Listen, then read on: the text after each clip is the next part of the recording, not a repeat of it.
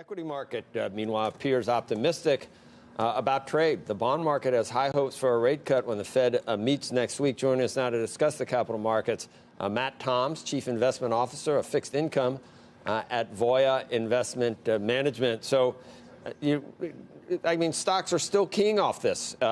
We get a lot of jobs numbers. We get key insight into the economy from time to time, but we still just worry about Jay Powell in the next moves for the Fed. Does that still make sense, Matt?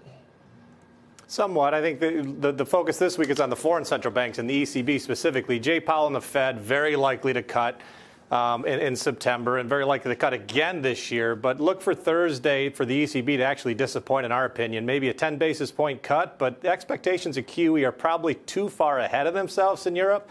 So maybe some central bank disappointment this week. Yeah.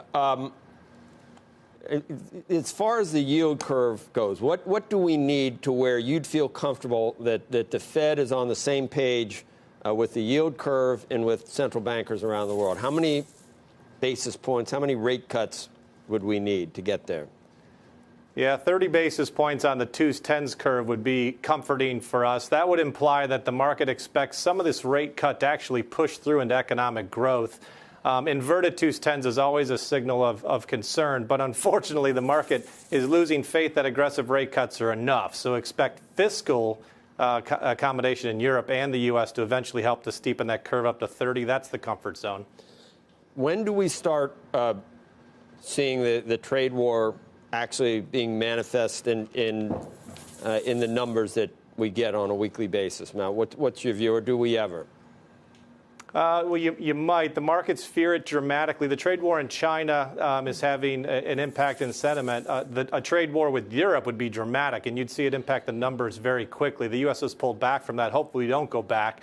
To date, we have seen it within the leisure and the travel subcomponents and trade subcomponents of jobs. We have not yet seen it in the professional services. That's the key number to watch. We haven't seen it yet, so we don't think a recession is imminent. Okay. And do you have a basal number of where you are for a recession on any given year, and where is it now? It's usually, what, 20%? Are we at 20 right now?